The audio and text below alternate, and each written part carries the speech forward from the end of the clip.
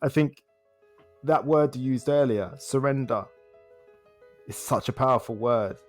And it's also the last thing that any person wants to ever do, surrender. Because it feels like you're quitting, feels like you're weak, but you're not. Because the truth is, it was a life in the first place. We were never in control. There's nothing to surrender to. We're never in control. I'm Olly Hall-Green, and I'm the founder and host of Shapes of Resilience. In this podcast, we explore the raw, unfiltered stories of those who refused to give up, turning adversity into strength, setbacks into lessons, and pain into purpose. Through these inspiring stories, we can learn and find resilience in our own lives every single day, because true growth isn't found in comfort. This podcast discusses sensitive topics including trauma, suicide, loss, mental health, and illnesses. Some conversations may be distressing, so please take care whilst listening.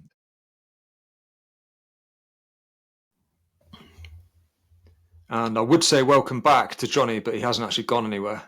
We've just had a temporary pause because I've got a weak bladder, and we had planned on this being 2 parts.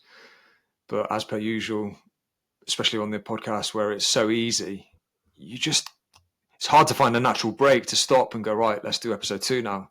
So I had to kind of make quite an abrupt stop to the first one, just because I thought I definitely want this to be 2 episodes. I didn't feel like we covered your story, but I didn't want it to stretch on to like the hour and a half mark, because I feel like at the moment with my podcast, it's just, I haven't got a big enough audience to ask them to give us an hour and a half, but 2 episodes, we can do that. So welcome back. Joined again by Johnny Lawrence, self-development coach. And we've previously had a conversation which has touched on Johnny's story. But again, because of the nature and style of Johnny's coaching and just who he is as a person, I feel like we've actually spoke as much about me and my life and some of the stuff I get up to, which is totally fine. Like this podcast is as much about my journey as well.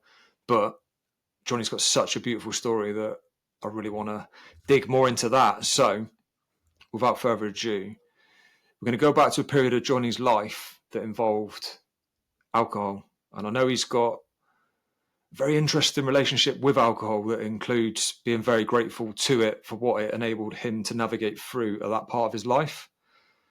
So take us back to the deepest, darkest moments of alcohol addiction. I mean, it's hard because there were many moments that I felt were significantly distressing. But here's the thing, my wife, she says to me, you know, I hear you talk about the disappointment that you experienced about not showing up as a good husband and not showing up as a good parent, which was fundamentally my 2 most difficult experiences around my relationship with alcohol. But she doesn't see it that way. She shows me lots of photographs of me being a good dad and me being a good husband.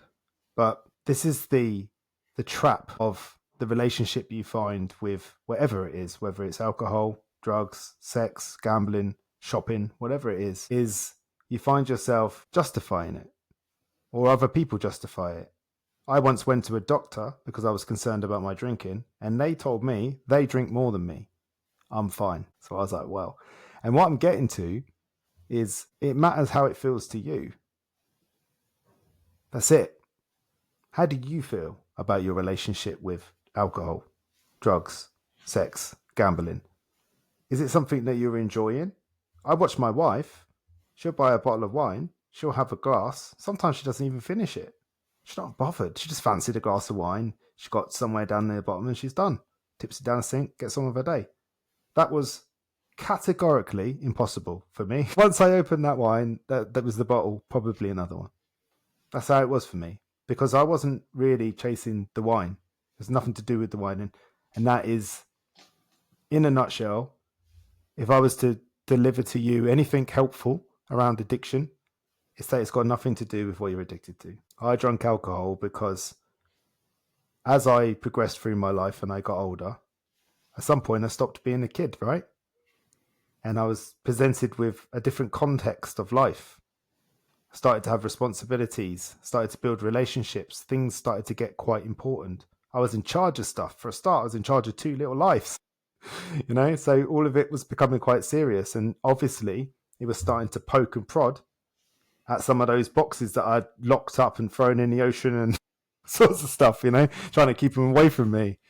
And it's just like I said to you earlier, those emotional imprints that happen to us over life, they're there all the time.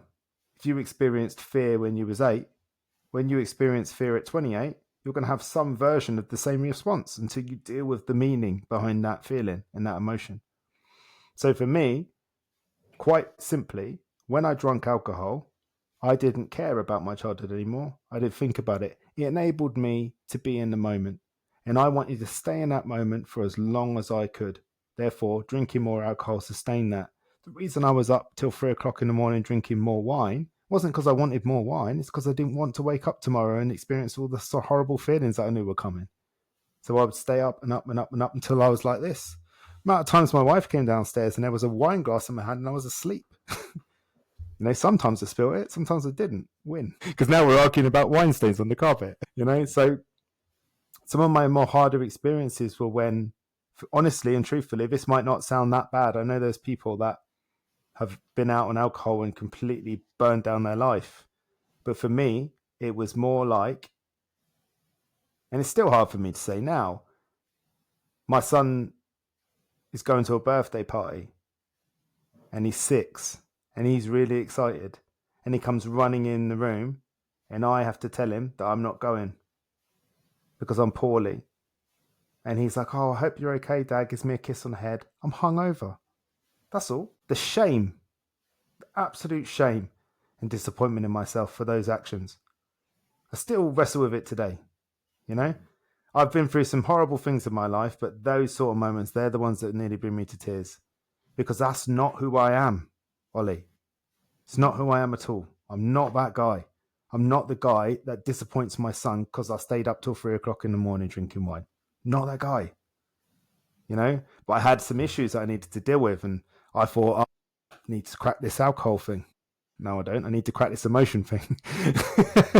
Well, how do you work through when you get moments now where you feel that emotion, you feel the shame creeping now, which I would challenge you on that, because without having experienced that, it's like when we were talking about having to experience everything to work out what it is that you want in your life. Well, you've tried that and you're choosing now to be this father that you are. So without that, you wouldn't be the person you are today. But that's my interpretation, but it's, how do you work through that emotion yourself? Explain that again.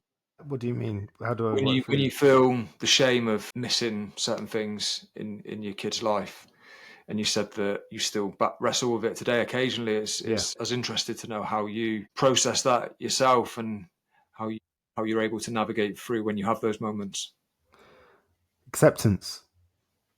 I accept that, look, sometimes in life I meet people and they have messed up really, really badly.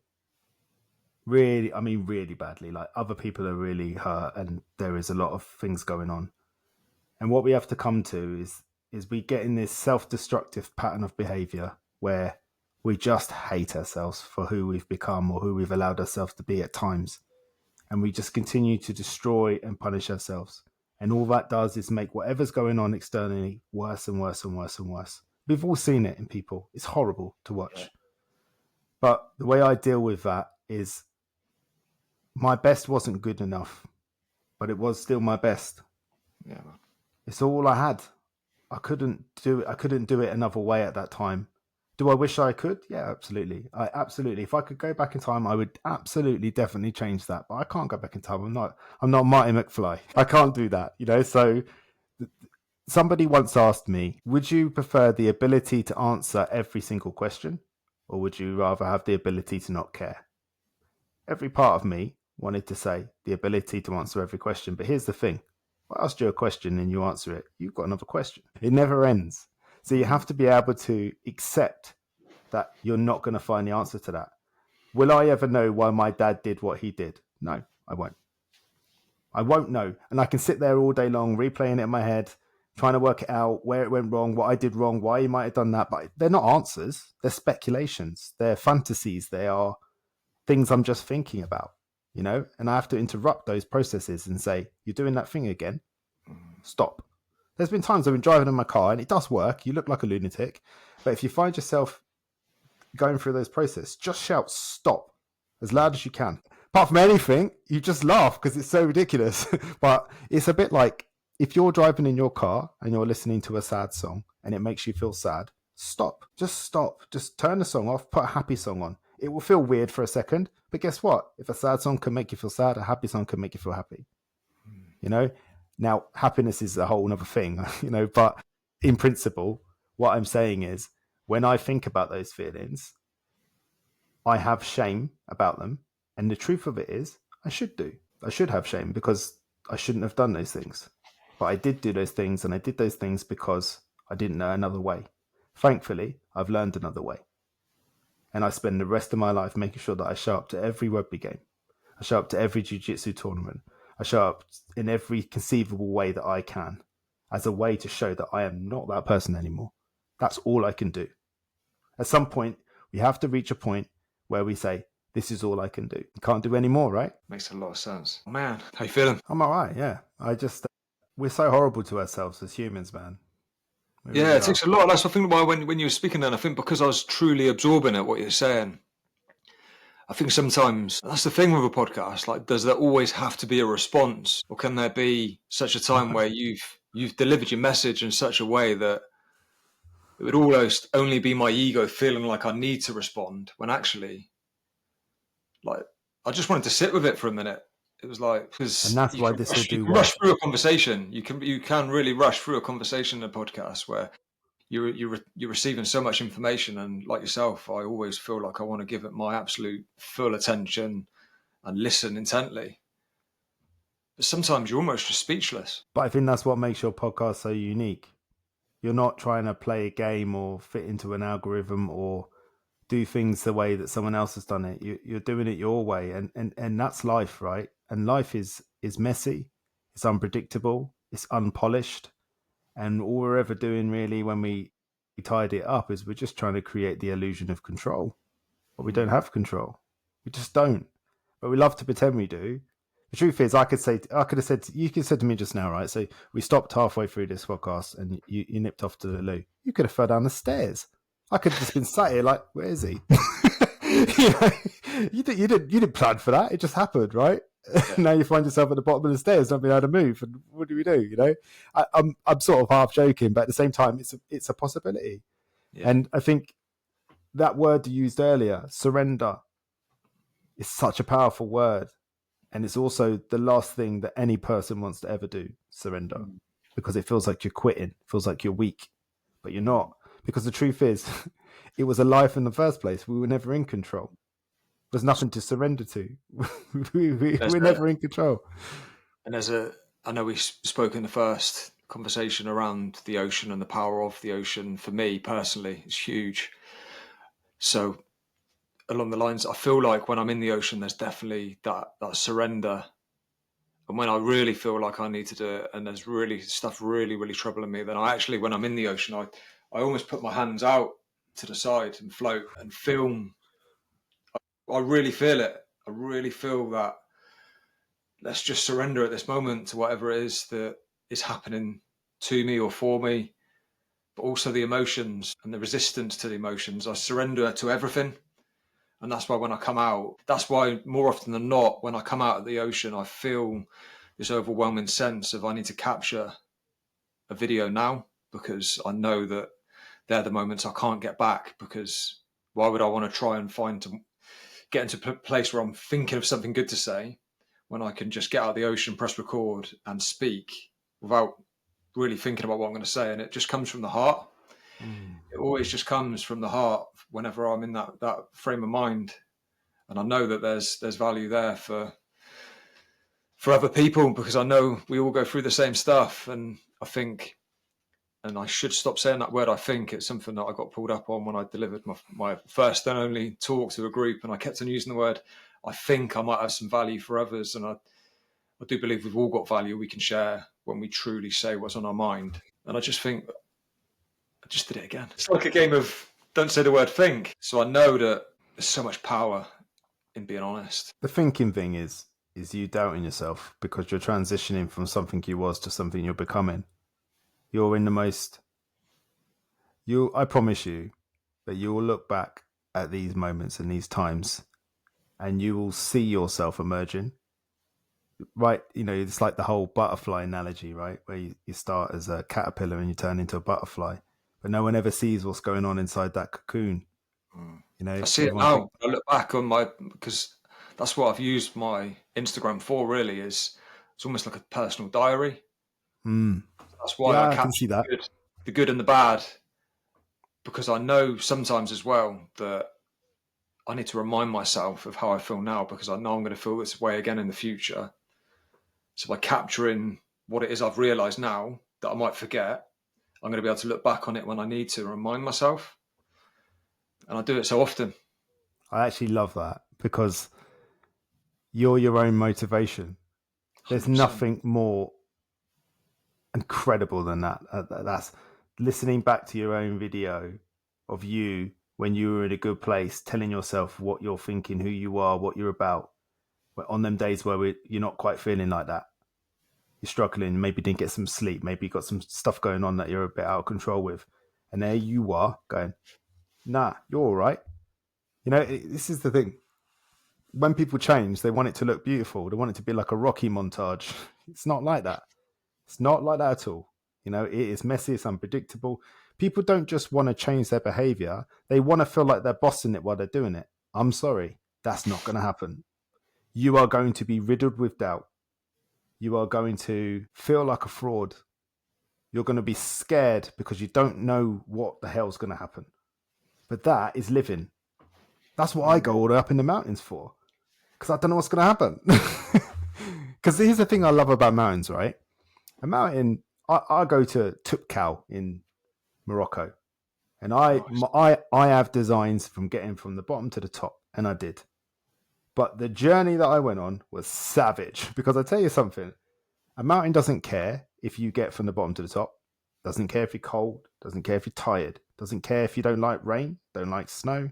Doesn't care if your leg hurts. Doesn't care if you're feeling emotional. If you've got altitude sickness, you feel sick, tired, whatever. Doesn't care. Doesn't care. The mountain is not going to change for you. You have to change for it. Or go down. Doesn't care. Do what you like. And that is what I like about mountains, because I come on podcasts like this, privilege. I talk a lot of stuff that people go make sense. And then I go away thinking, are you full of shit?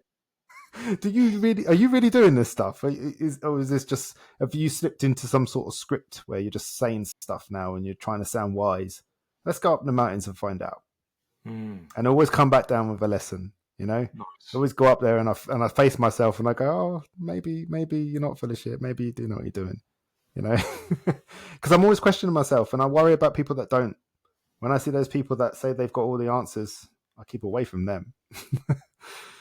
100%. But I feel like you can become your own mountain as well. Mm. I feel like the mentality that I've adopted when it comes to getting up early to go for a swim or going out for a run in the rain or jumping on a podcast, I have that same, like you were saying there. I don't care how you feel. I don't care you're tired. I don't care you've had a bad day. I don't care you're feeling sorry for yourself. Get up, get your kit on, off you go. And I think the Sometimes moment that's what you need. yeah, it takes a lot of discipline, but I feel like it's so worth it. It's so worth it, and you never regret doing anything that you don't want to do. It's a hard thing doing it, but life's so much better when you continually put yourself in those situations. So on that note, I know that you've just done a talk at the Happy Place Festival, that's some achievement.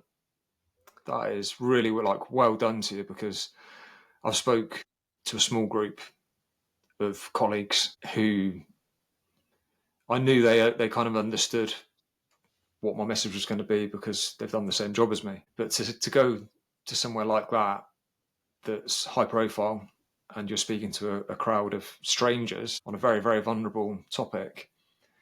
And I listened to your podcast where you debriefed it, and it was funny again because I could relate to every emotion you were talking about, and it's how I feel each and every time I lead up to doing a podcast, and especially when I was on my way to the Wellness Way Festival. So I feel like we've both had a massive spurt of growth from putting ourselves in those environments where we're traveling out of our comfort zone to a festival.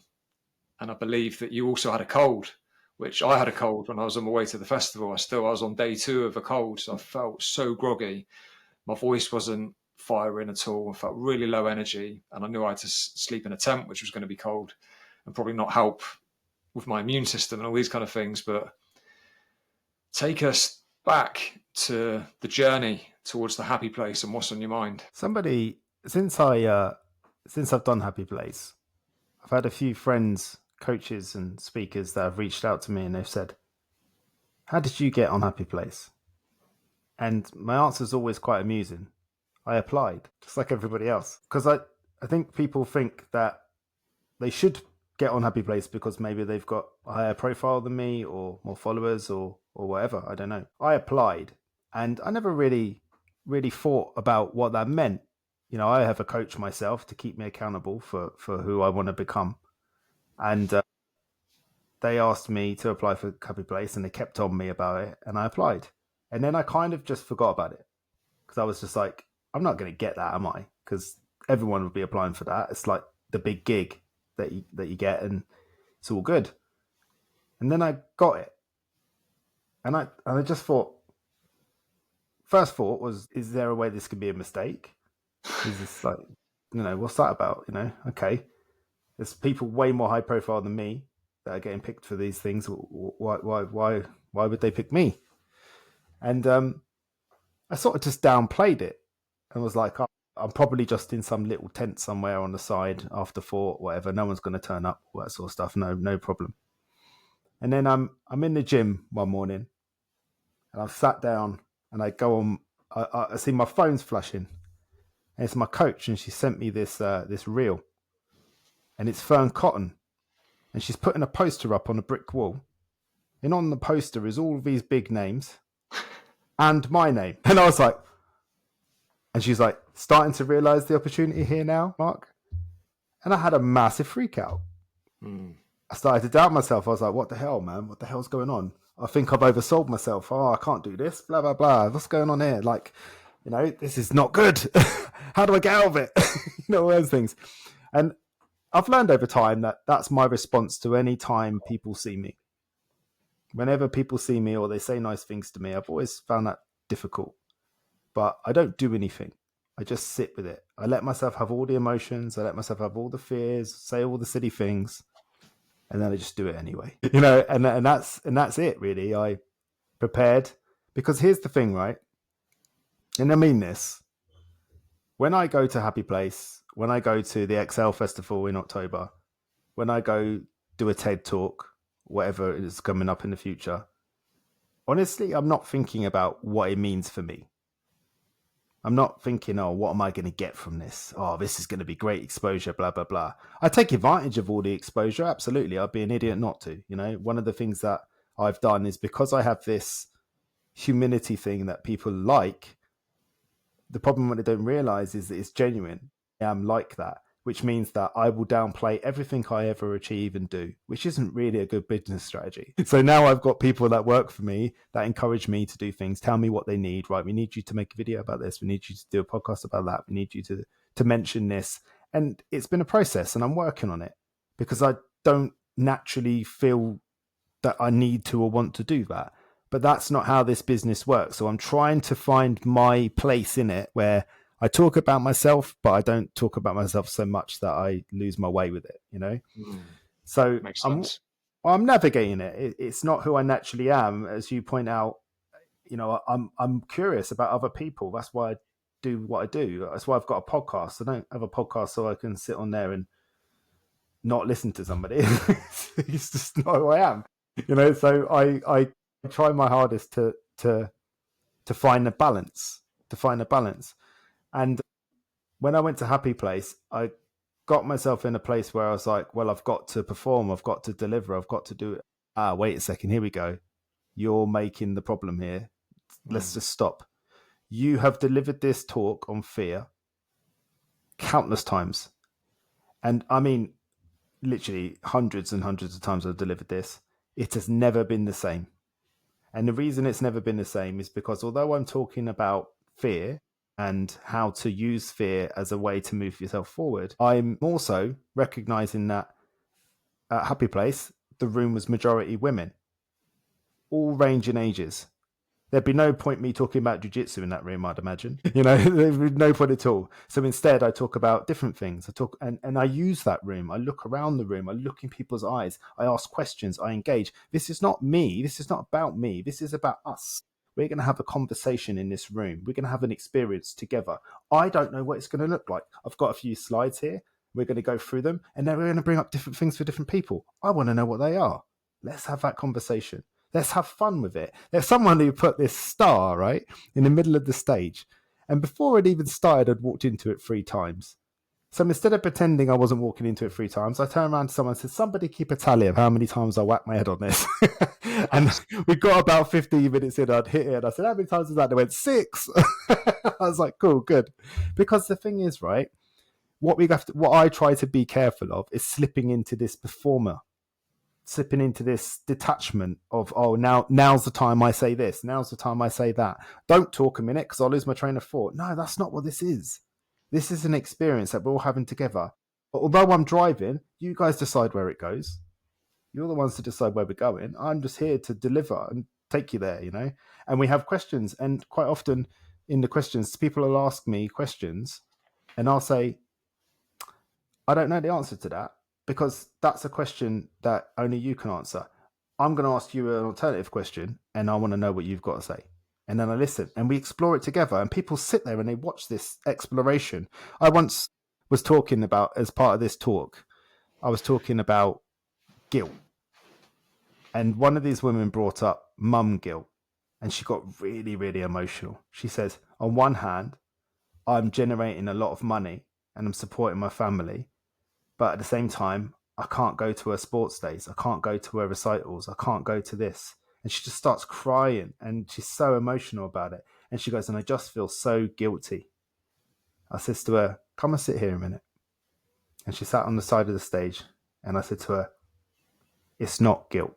And she said, what do you mean? I said, well, guilt is when you've done something wrong. I said, you haven't done anything wrong. You said to me, you couldn't go to her recitals. So that's not guilt. You couldn't go. You didn't choose to not go. You couldn't go, which is helplessness. And you don't want to have that primary emotion of helplessness because it's so painful and so, by its definition, there's nothing you can do. You're helpless. Nah, not having that. I'll be guilty instead. Now I can blame myself. Now I can be horrible to myself. Now I can punish somebody. Now I feel like I'm doing something. Now I'm in control again.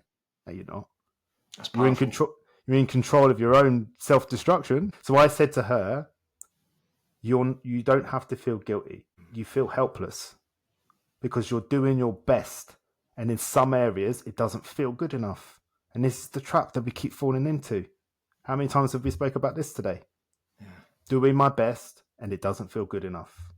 But I'm doing my best. There's nothing more I can do. I should be able to do more, but I can't. You just answered your own question. You can't. Like, we're sat here right now. I want you to speak Chinese to me. Do it now. Ollie, come on, speak Chinese to me. Can't do it. But I want you to. I need you to. I need you to speak Chinese to me right now. So you're telling me it doesn't matter how much I want you to and how much I asked you to, whether I shout at you or speak slowly, you're just not going to do it, no? Still can't do it. There you go. That's it right there. You can't do it. There's part of me that's like, oh, well, Johnny wants me to, so... Yeah, there you go, yeah. But that's my fault now. I can't do that.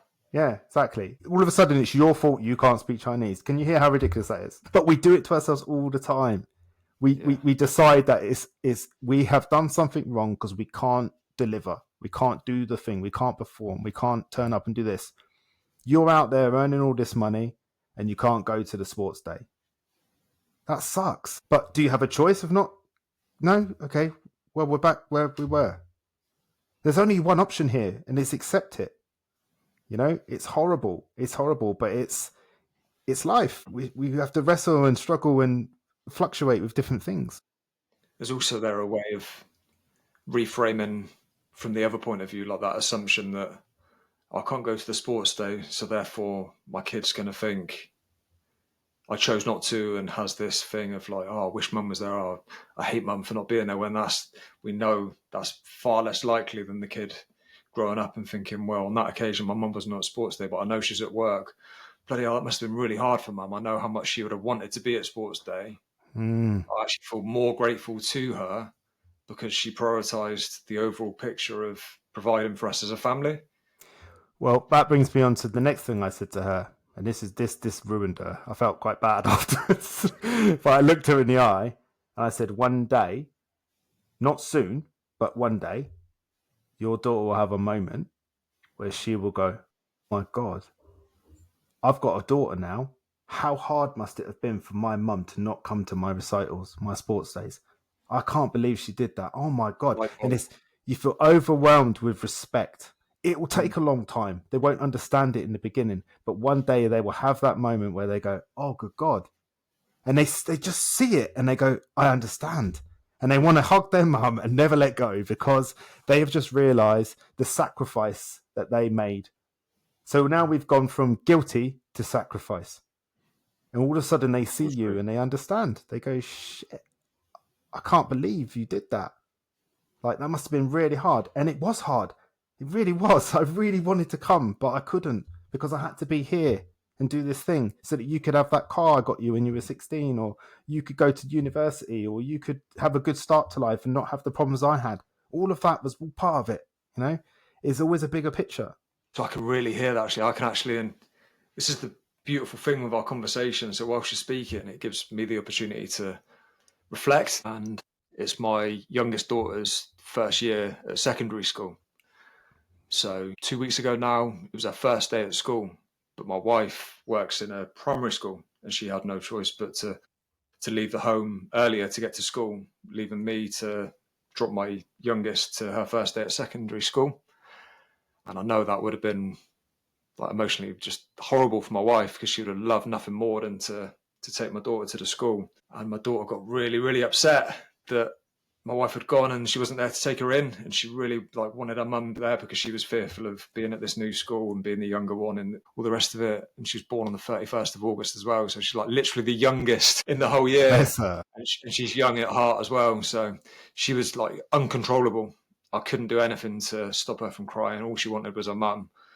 So I've taken her to school, and again, she didn't even want to get out. She was like literally that distraught. So I had to get out and take her in, and then I get into my car after, and I was just like, what on earth is going on here? This is like, you just feel so much sadness. And then weirdly as a man, I was thinking, well, is this my fault? Because maybe I should work harder so my wife doesn't have to work so she can do these things. And then you've got like this whole family unit feeling sad when really we're all doing our absolute best to just get through life together as a unit. And to think that's what every family goes through. And that's it right there. You're all having this shared experience, but you're all applying meaning to it in different ways, you know, and kids are always going to be egocentrical beings. They're always going to see it through what it means, because what they're looking for at all times is psychological safety. So they make the whole world about them because what they want to know what it means. They're having these experiences for the first time in some cases, whereas we've had them many times and we've applied meanings when we were 8. You know, the idea, how old did you say your daughter was? 11. So she's going to have experiences now and she's going to apply meaning to them for the first time. And sometimes you get the privilege of hearing what those meanings are, and given you have the opportunity to course correct and go, no, darling, that's not what that means. That means this, and this is what actually happened. And she understands it a different way. But if she doesn't share those experiences with you, you don't get that opportunity. And then that, or some version of that, plays out her whole life until one day she looks at it and realizes it's not serving her anymore, and she gets to change it. Now, the reason I say that is because you're a bloke. If I said that to you, you'd probably have really difficult time with being compassionate to the 11-year-old version of you or 8-year-old version of you. But as soon as I put your daughter's face on, all of a sudden you have no trouble with it at all. No. So my question to you would be, some of those emotions that you've been having recently, where in your past was there an experience that you applied meaning because you was 8, or you were 9, or you were 10, or you were 11. And now that meaning's playing out, but it doesn't feel congruent with the person you are today. And what needs to happen is you need to look at that and reapply a new meaning. But you won't do it because that meaning's got safety and structure and has been there for a really long time. And it feels like a pillar, it feels unchangeable. It feels like a fact, but it's not a fact. It's a belief system. It's a belief system that you needed to put in place when you was 8 in order to make sense of a crazy world. But you've just never gone back and challenged it. No. And I always say to people, these limiting beliefs that we create, we have to do the 3 C's: clarify, challenge, and change. Clarify. What is the belief? I'm not good enough. No, not having that. Not good enough is vague. Not good enough for what? Tell me what it is. Oh, I'm not good enough to show up and work in this job anymore. Oh, okay. So you're not good enough to be a podcast host. There you go. You're not good enough to be a podcast host, right? And then I say, right, clarified. I'm not good enough to be a podcast host. We'd probably look a bit deeper into that and say, okay, well, what does that mean? What does not good enough look like? What is good enough? Because if we're going to say not good enough, then if we've defined what not good enough is, we also need to define what good enough is so we know when we get there. Clarify, challenge it. So now we're going to really break it apart. I'm going to challenge you to find evidence that you're chatting shit. And we're going to start finding evidence to the contrary. We're going to be fair. We're going to look at this like a policeman. Like you're a policeman. We're going to look for evidence, and we're going to look at it rationally. We're going to look at all sides of the coin so we don't jump to conclusions and start coming up with crazy ideas that aren't real and all of that stuff. And then we're going to change. We're going to ask ourselves, okay, because here's the thing, by saying you're not good enough to be a podcaster, that's the goal you've set yourself.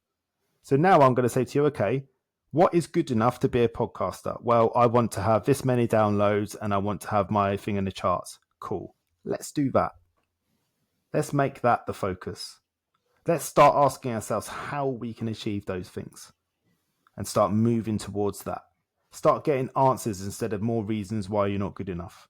I want to prove myself wrong. That's it. I'm trying to prove myself wrong because I started it with belief, but you can lose hope and faith in yourself when you maybe don't see the growth, or you have a spurt of growth, or you get rejection, or you send my pitch deck to numerous brands and not had a single one come back. So then you start seeing that as a personal thing when really it's not. Every brand gets hundreds or if not thousands of pitch decks saying, look at me, I'm a podcaster. And it's hard not to take things personally, but I am learning that it's very rarely is it personal. But that's just the nature. I am very sensitive. I take everything to heart and I dwell on things when I get what I perceive to be a negative interaction or reaction to something I've said. I can take that very, very personally. So that's where any kind of evidence to suggest, oh, maybe I'm right, I'm not good enough, then that's the bit that I'll hold on to. And the other bits that show me that I may be wrong, they're the bits that I'll hold on to temporarily, but then I'll push them away or forget about them. I'll ask you this question. This is going somewhere, but do you respect me? 100%. Right. Well, about 5 years ago, when I was just starting my podcast, and I was at this new and exciting phase, this is going to be the biggest podcast ever. This is going to be great. This is going to be great. And over time, it just chipped away at me until I started to think, what's the point in all this and all that? Anyway, I reached out to a coach that I really admired and I really loved his work. I really looked up to him, and I sent him this email telling him how much I respected him, telling him how much I looked up to him, and said it'd be a privilege for him to be on my podcast. I think we could have a really great conversation. Now, by and by, I've not really changed that much since that point. I've got better at podcasting. Yeah, just from repetition and learning. But generally, I've asked lots of questions and I've, when it feels appropriate, offered my perspective on certain things, if it feels appropriate. He sent me an email back and he said, unfortunately, I don't go on podcasts for anybody that hasn't got any more than 10K followers. Let me know when you get there. I read that email and my first thought was, who do you think you are, Johnny? See? You're embarrassing yourself, mate. You need to stop. You need to stop. You need to stop doing this now because this is total evidence that you're not good enough. And I started to go down this rabbit hole. And I walked downstairs to get a coffee and I walk in the kitchen and my wife instantly sees this look on my face. And she said, babe, you all right? I went, yep. And she went, "What's the matter?" I said, "Nothing, nothing. I don't want to go near this emotion. Go away, go away, go away, go away." And she said, "Come here. What's the matter?" And I told her what happened. And I felt a certain way about it, and I could feel the emotion bubbling in me because I felt humiliated. I felt stupid. And I told her what happened, and she just looked at me, and this is what she said, and she nailed it in one statement. She went, "What a dickhead!" And I just thought, "Hang on, wait. Yeah. What sort of dick sends an email like that back? Even if that's how you feel, who literally writes an email like that?" Yeah, so that was the experience. It still stung a bit, but I moved on. Anyway, here's where it comes back around. A little while ago, and I need to be careful how I tell this story, but a little while ago, I was invited to an event. And I was at this event, and I was networking. And I get sat on this table, and we're all sitting around having a really good laugh. And I start thinking to myself, I really recognize that person. Why do I recognize that person? Because safe to say, when they rejected me, I got rid of them to social media and never thought about them again. Because every time I saw them, I just felt triggered and less than. So I protected myself by not following them anymore. And then it dawned on me, it was that person. This is where I'm so glad that I've developed myself. Because every part of me wanted to say something. Wanted to say, well, look at me at this event, that the same event as you, and now I have more followers than you, which is the truth of the matter. But then I was going, that's not you, Johnny. That's not who you are. Don't say anything. That's the pact we're making with ourselves right now. Yeah. We're not going to say anything. You're going to treat this guy as if you've never met him before, and you're going to make your judgment. I might still get to the end of the evening and think he's a dick. It's all right. But I also might not. So let's see what happens. Let's treat him the same as everybody else. Turned out to be a really nice fella. Had a bit of a laugh, and we had a really nice night. And then he comes up to me at the end of the night, and he says, "Johnny, just before you go," he went, "I found the conversation we've been having tonight really, really interesting. I'd love to come on your podcast." Little Johnny was like, oh. Every part of me wanted to go, no, and then spill off into my trauma. And I was just like, "Mate, that would be great. Let me know." And I walked away. Nice. And it was a complicated feeling, but I think what I take away from it is that it's a win. And the reason I say all that is because you don't know what's going to happen. You just don't know. So stop putting your energy into predicting the future because you're not a fortune teller. Just enjoy this ride. Today's a good day. You got up this morning. You've hopefully had a really nice conversation and everything is okay. You've been in the sea and everything is starting to make sense. We have to be the gatekeepers of our mind. If there's any advice for anybody listening to this podcast, is that we have to actively be the gatekeepers of our mind. We have to be careful about all of those old meanings that don't go anywhere. We might come up with new meanings, but the old meanings are still there too. And when you're tired and hungry, they'll come back with a vengeance. And we have to be the gatekeeper. And we have to go, nope, not today. Or let's go jump in the sea. Get rid of all this, clear the deck a bit. We have to be active in that. We can't let up. 3 o'clock this morning, I'm thinking about all the ways I'm going to get hurt at 6 o'clock this morning. I didn't get hurt today. And I learned a Kimura. So there you go. It's worked out well. No, it's great advice. It's such good advice, and I can relate so much to those emotions you experienced early on in your podcast days. And I imagine it's still an ongoing process where you have these moments of feeling really good and positive, and then other moments where it's not as good, but that's just life. And the best thing about doing anything that is passion driven and like a podcast is it's one of those things where you're doing something is adding value, and because you don't know which way it's going to go, it makes it as much exciting as it is scary, and it allows you to experience all those things that I want to get better at navigating in life. I get to experience it whilst I'm doing this podcast. I know that as soon as this is finished, regardless of how the last part of the conversation goes, I know it's been such a beautiful conversation and I've got to know you even more. And I know I'll be buzzing all day, but without putting myself in this situation and somehow getting my podcast into position already where I'm having these kind of conversations, you've got to put yourself in the right environment first. Yeah. But it's scary. No, it is scary, but here's the thing, you're being brave, man. Podcasting is hard. And people, there's going to be more people than not that don't have a podcast. They don't have that. I think it's And here's the funny thing, like, you put all of your effort and your time to going out there, finding guests, recording the podcast, investing money into things like Riverside and all of these different softwares that help make these things what they are.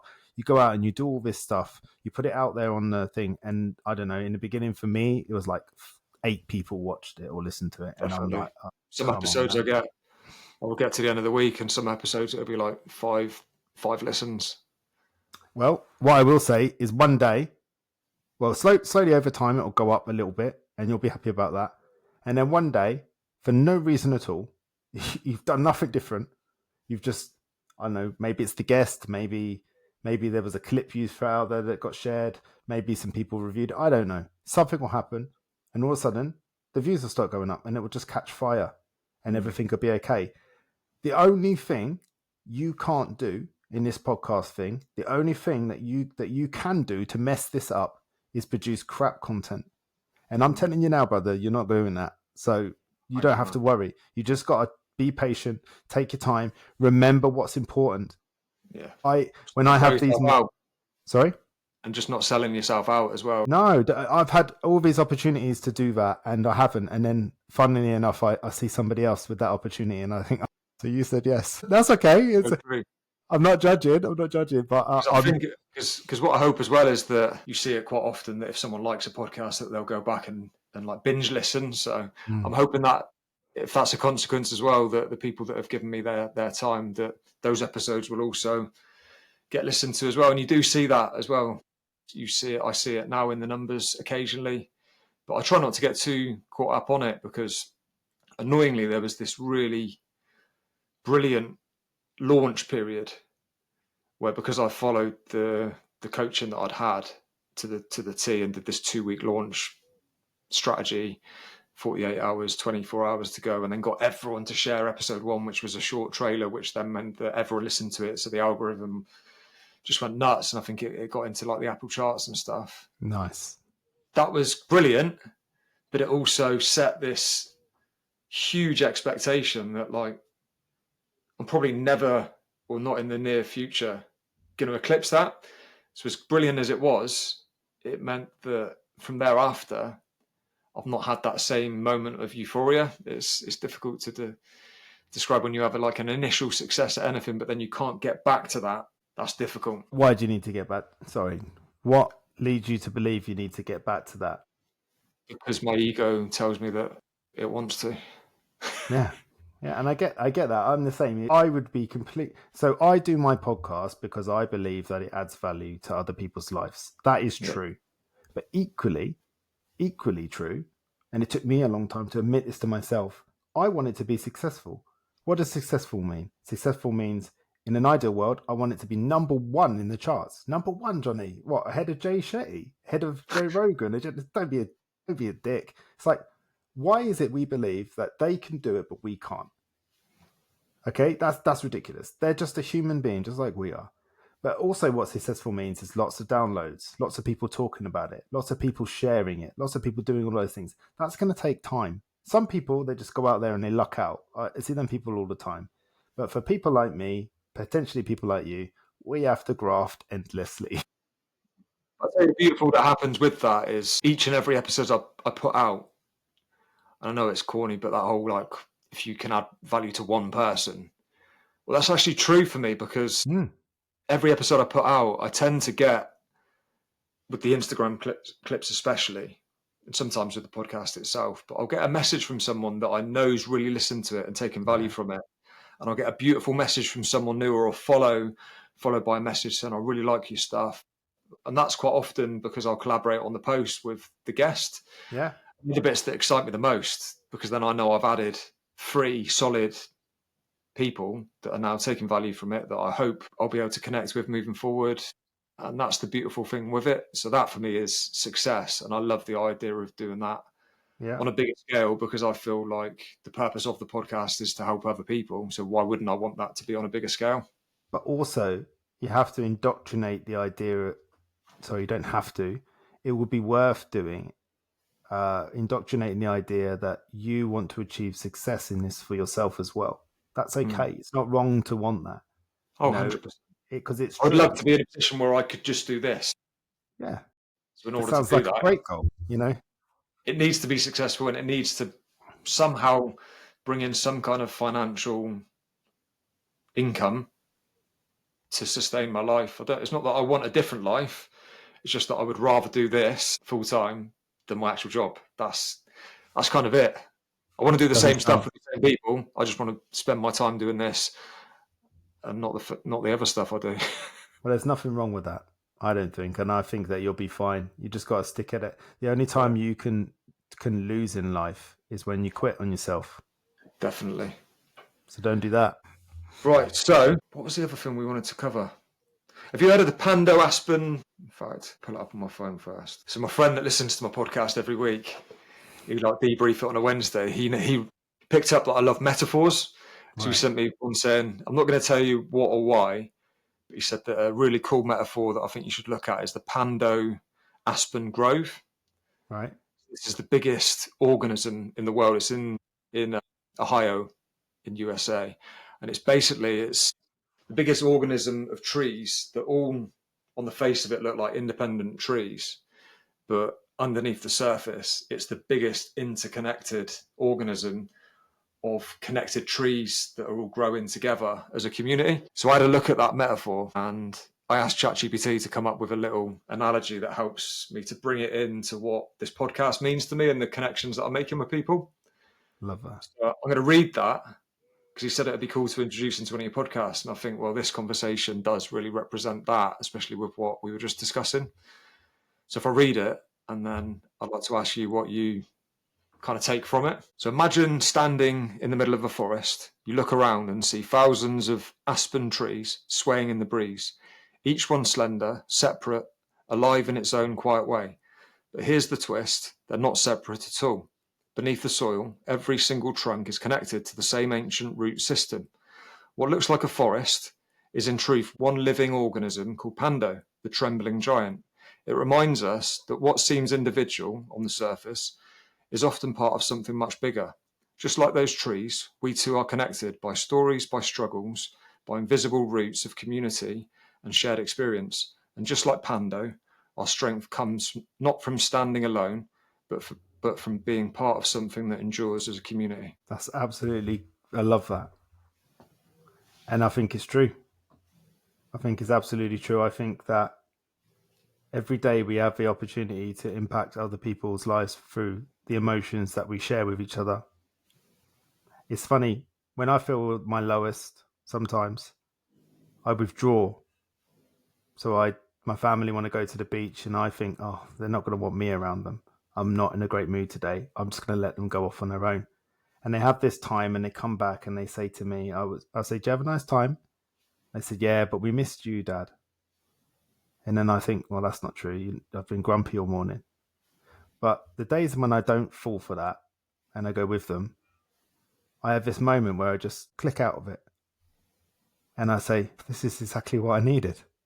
This is exactly what I needed to do to get myself out of that. And I think that's the same with people outside of your family. I go to the supermarket and I'm putting something through, and the lady that's putting it through for me, she smells nice. And I say, you smell really nice. And she just looks up like, me? So yeah. Oh, thank you. That's a really nice thing to say. And the person that looks really grumpy as I walk down, all of a sudden she's smiling. She sees the next person. Hiya, you're right. You having a good day? I've just changed her day by telling her she smells nice. So easy. So easy. You know, walking along, smiling at somebody. Just smiling. Morning. Morning. Just snaps you out of it. You know, we all have that ability to impact each other all of the time. The emotions that you show your daughter, your wife, your mates, they reflect them back to you. And if they're good ones, we just end up in this situation where everyone's all right. But if they're grumpy, people start treading on eggshells. You start going, why are you treading on eggshells? Before you know, everything's going chaotic and wrong. So that analogy to me just says that we're all connecting all the time. And We don't actually, realise it sometimes. no, we don't. And I think the reason we don't realize it is because we're moving too fast. We need to slow down a bit. We need to slow down. We need to actually listen. We have to actually see We need to start to really allow ourselves to bring ourselves back to the moment instead of rushing here to do that so we can move on to this. Just be there. Just be there. Like here today, you've said to me a couple of times that you're all right for time. Yeah, man. I'll tell you when I'm done. I'll tell you if I've got somewhere to be. I haven't got anywhere to be. It's all good. Yeah, I love that. I love that because you assume that someone else has got somewhere else to be. And I think the festival that you went to, if it was how I felt at the Wellness Way Festival, all of a sudden you're surrounded, you're in a location where no one's got anywhere else to go. Yeah. And it was very, very, it was unique for me. And I spent quite a lot of time on my own for that very reason, that I wanted to feel how I actually feel. Connect with people on that level.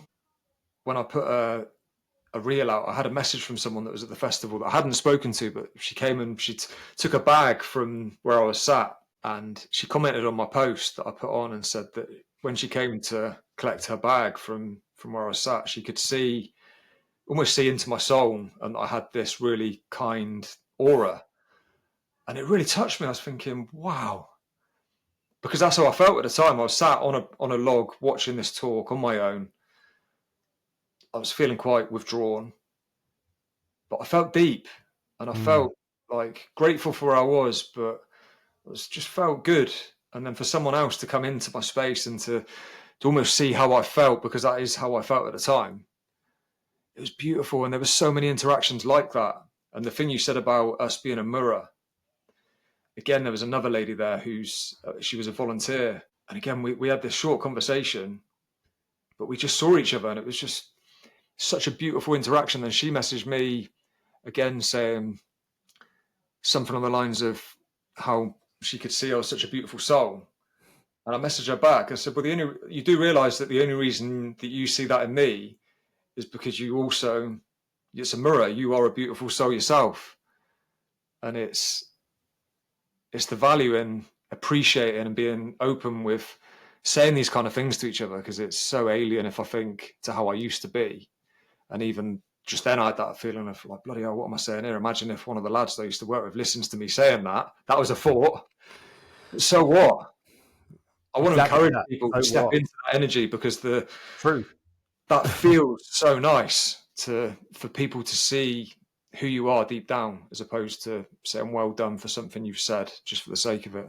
Well, it's double that. I said to you a minute ago, you kept asking me about my time and, all of those different things. And I said, I'd let you know if it's overrunning or whatever. The other part to that is that there are 100 other things I could be doing right now. I'm choosing to do this. I want to do this. Another level again. Do you know what I mean? Like, I could be somewhere else doing anything. I can hear my wife and kids downstairs in the kitchen chatting, even though I told them to be quiet. I can hear them down there doing all that, and I could be down there with them. I've got stacks of editing to do for podcasts. I've got presentations to prepare for, but I'm doing this because I want to. I appreciate that. I really, really appreciate it, because you've given me over 2 hours of your time now. So I'm going to invite you to, how would you like to finish up this? And this won't be our last conversation, because I got a feeling we're going to remain pretty solid friends after this. Yeah, well, you're not far away either, man. So we'll definitely have to try and get a meet up at some point as well. Definitely. I'd love that. So yeah, talk to us about how it is living down in, because I know the area you live in down in Cornwall, and we won't go into like the specifics of it because it's all private, but how is it living in that part of the world? Like, what does that mean to your life? It's everything.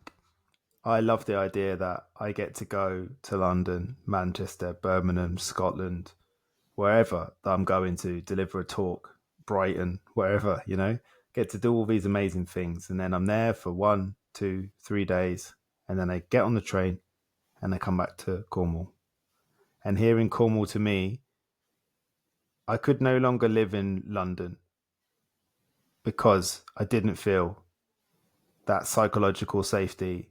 Everywhere I went, I was met with memories and thoughts and feelings of things and events that have happened throughout my life. And it was just constantly stirring me up all the time. And when I live down here, all I've got are the memories of me and my wife in the early days when we used to go and have fun on the beach and go on coastal path walks and go out having drinks and all of those different things. Me and my kids, all of the memories, all of that is completely detached from where I grew up. Now, I'm not saying that it's so much so, in fact, that for a very long time I wasn't able to go back to where I lived. I felt like it was just shrouded in this big cloud. And every time I went back there, it was like I was determined to make it a bad experience. I was actively working towards it, looking for people, places, and things that disrupt my harmony. And then, ironically, recently I went back for a funeral of my auntie, who I really loved. She was a kind hippie type that was just so lovely. And one of the people that when violence got really bad, my mum would take us to their house and they would make us cups of tea. And there were times where she patched up my mum, black eyes and cuts and bruises, and looked after us. There was a time when my dad hit me with a baseball bat around the head, cut the top of my head open. I've got a scar there from it. And she helped with that. And she's passed away.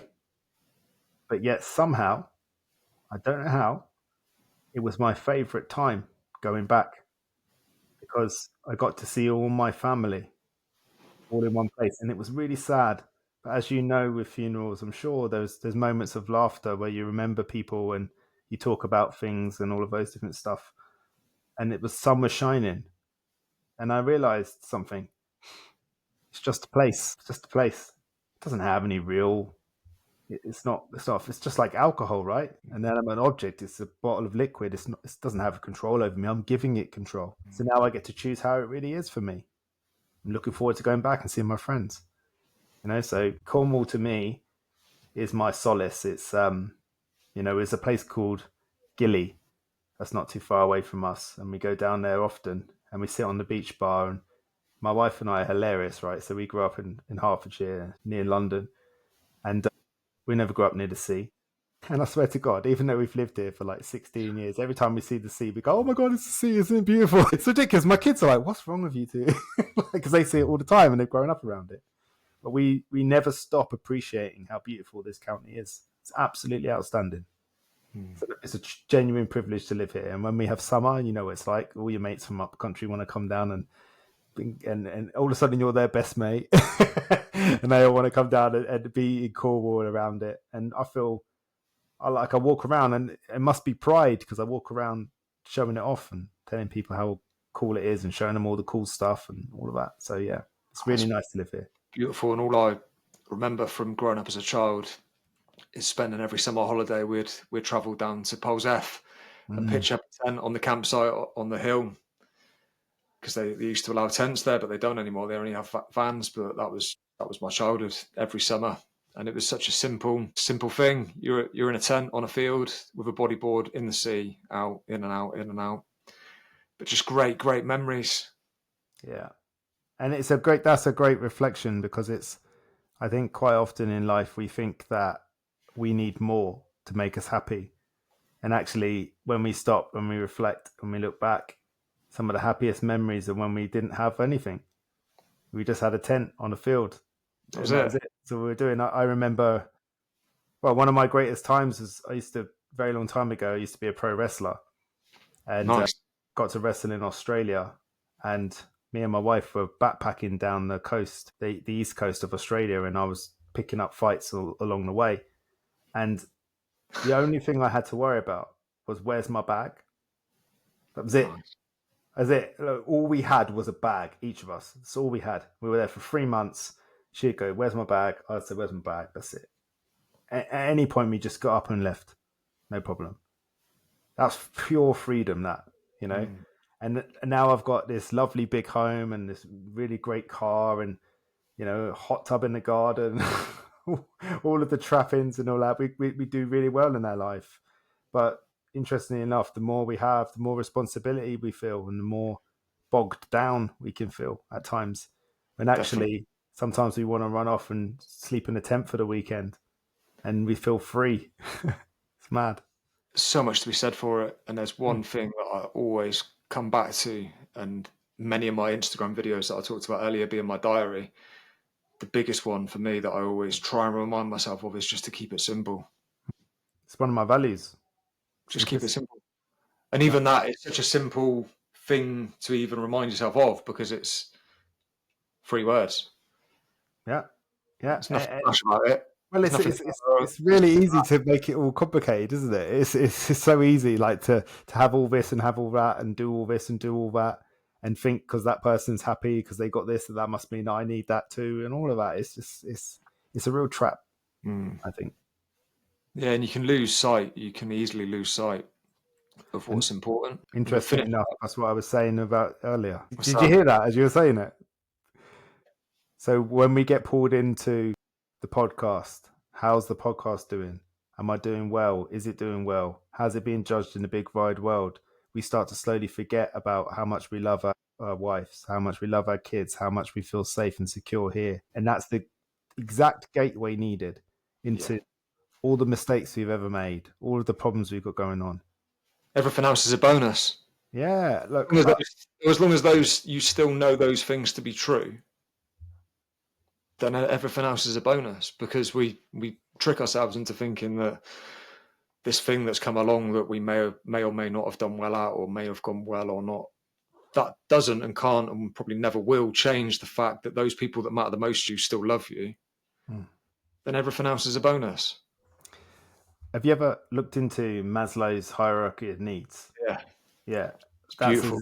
It's the exact example. You know, make sure this is okay at the bottom, and then everything else takes care of itself. It's like the analogy of look after the pennies and the pounds will look after themselves. It's the same thing, right?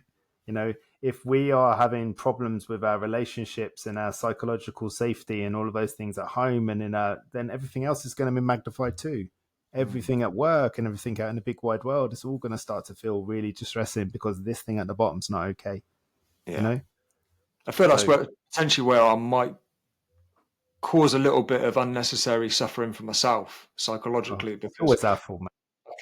No, but I create an environment where on that Maslow's hierarchy, I look after myself, that's done. I look after this bit, that's done. I then start contributing towards others, but then, so I've put myself up here somewhere and I'm doing loads of other stuff for other people. I'm managing a podcast. I'm trying to support other people. And then my own, for whatever reason, I slipped down again a little bit. So now I'm just trying to look after myself again, sort myself out. But I've created this expectation of myself, self-imposed maybe, that I've still got to do all this other stuff for everyone else. So that can create a level of frustration and self-imposed suffering. That's common, I imagine.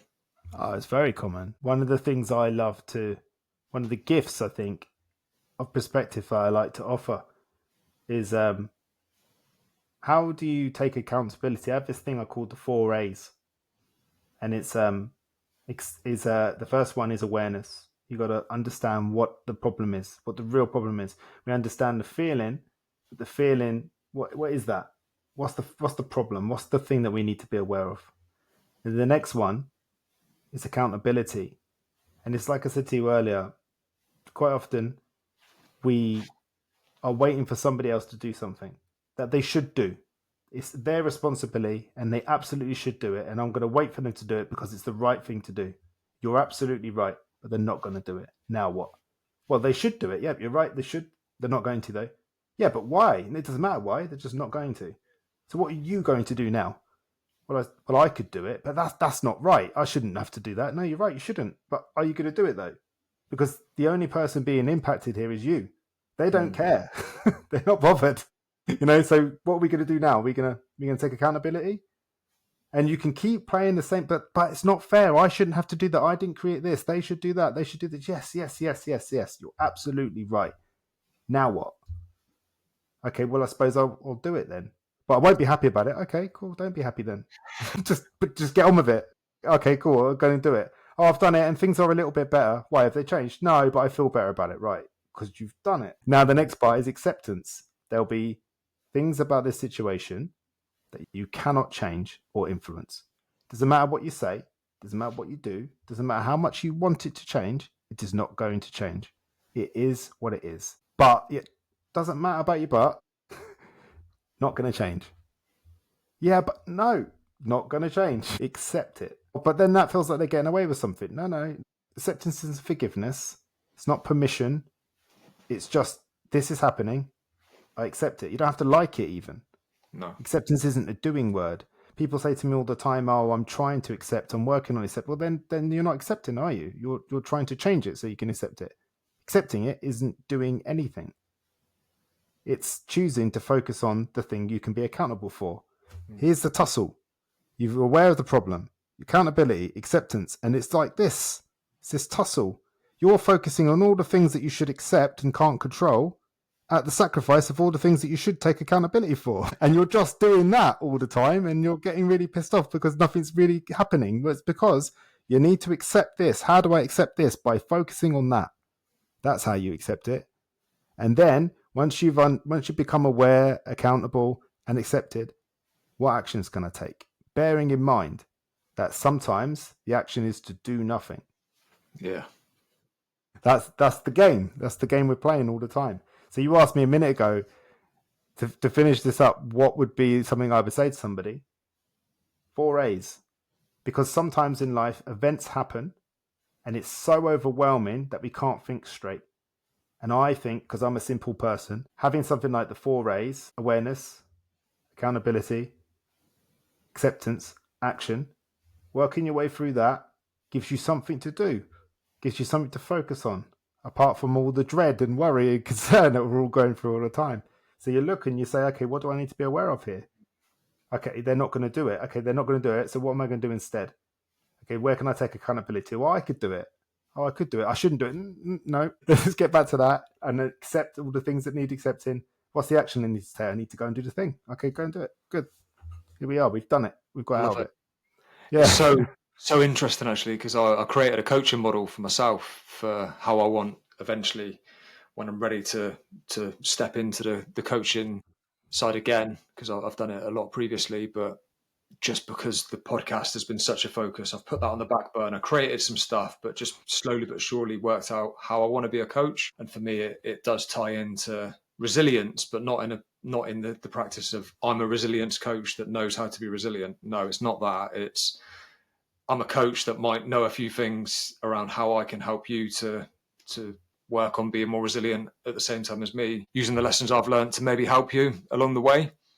So my acronym I've come for, because I was trying to think the other day what resilience means to me, and it's the speed in which we recover from adversity and the speed in which we return to baseline, which baseline for me isn't good or bad or high or low. It's just that nothingness, just acceptance, happiness in the nothing is for me is what happiness looks like. So then I looked at that acronym ASAP and put another spin on it, which I've used the acronym ASAP, which we all know what ASAP means, is returning to baseline as soon as possible. And I've gone with acceptance, surrender, alignment, and progression.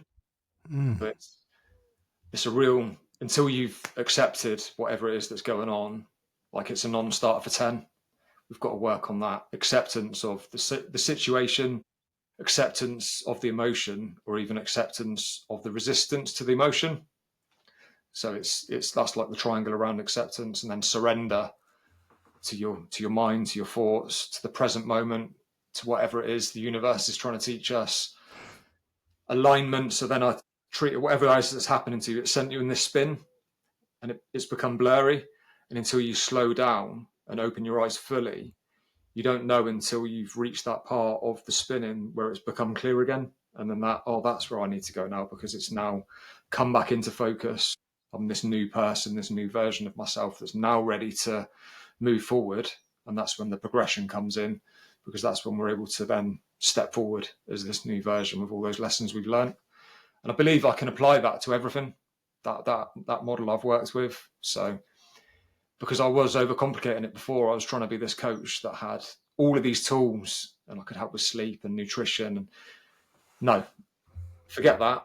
I've come up with this model that I believe I'm able to then implement as a coach. And very much like yourself, I love how consistent you are with everything you're saying. But that's the same thing with the MADE model that I made, and I made the course self-made over it, is I know it works because I was all of the things that I was in slavery of addiction, and now I'm not.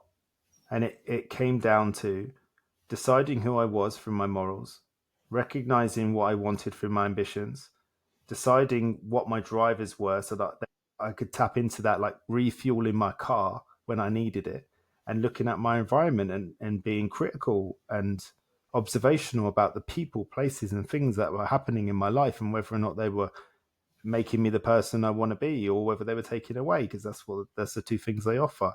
And I know that works, and I've done it with my clients all the time, and it works. And it's having that safety of a model to fall back to, so that when things are overwhelming, you have this structure that feels like you're in control. We know we're not, but it feels like we are. But the biggest gift that you can give yourself as a coach, in my opinion, is to recognize that you are not responsible for anybody else, and No. that you don't have the answers for them, that you can't tell them what to do.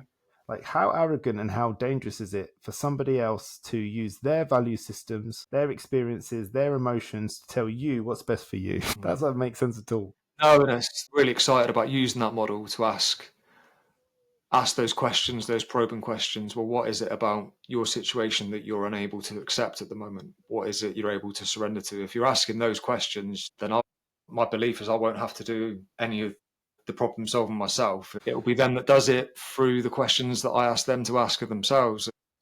Well, what I love most about that was you asked what questions. And it's my belief as a coach that we always stay away from asking anybody why, because why is an introspective question that generally leads you towards blame. Whereas what is an exploratory question. So if I say to you, why are you angry? You're going to go, because I am, or because of this, or because of that, or this and that, and we get caught up in all the anger. But if I ask you, what's made you angry? Brilliant. Different question. Different Yeah. question. Well, that thing Feels over less there, maybe. intrusive as well. Feels less. Yeah, because then you recognize the emotion. Well, that person over there, I went over to them and they said this, and then I felt rejected. Oh, so the problem isn't anger, it's rejection. Okay, let's talk about rejection. It also feels less likely that when, as a coach, if you were to ask me why, it may be like, oh, here we go. He's now demanding. It's yeah, and very it's demanding. almost like, I know whatever I say, you're going to correct me and tell me what the answer is. Whereas the what, that gives me an opportunity to give you what's on my mind. Yeah. You know, we're then probably going to talk about that thing, whatever it is that's happened, as opposed to you giving. Yeah, it makes a lot of sense. Well, why? Most of the time, when you ask somebody why, the truth of it is they don't know. No. So they'll make it up, or they won't have the answer, so they'll just blame themselves.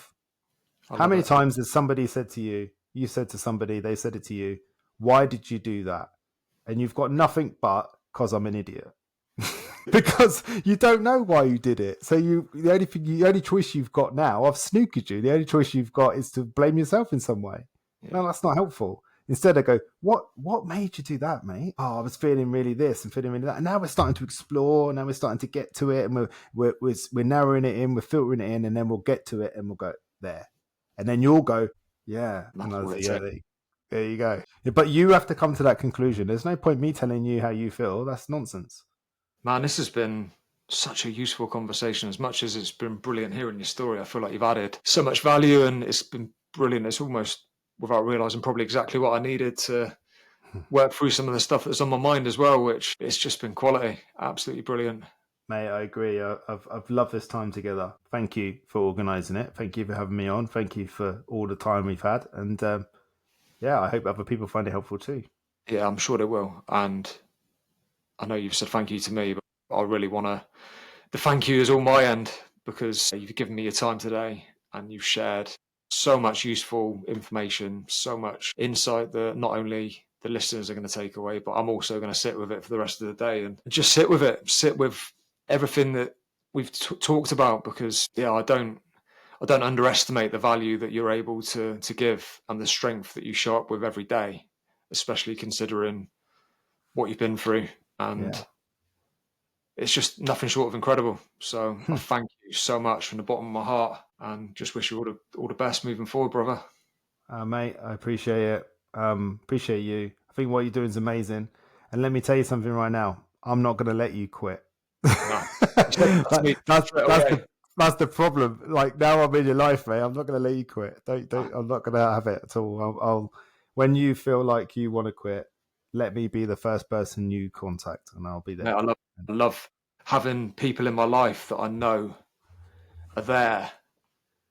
And I go back to this time and time again with a lad I connected with called Rohan. And we had this discussion, and it was around doing the right thing when no one's watching. He introduced this thought into my mind around being someone's Cato, which is like you're almost their guardian angel. So rather than just doing the right thing when no one's watching, it's the thought of doing something, but what would Rohan think if he could see me now? And I feel like that's the kind of friendship and the connections I'm making with people like yourself, where you can tell that we've got each other's back. We want to see each other do well. And it really helps in those moments where it's getting a bit dark and the doubt's creeping in. But you're like, nah, Johnny told me I can't quit. So I love it. Even if that's what gets you through that moment, I'm happy with that. I love it. So true. Man. Yeah, that's great.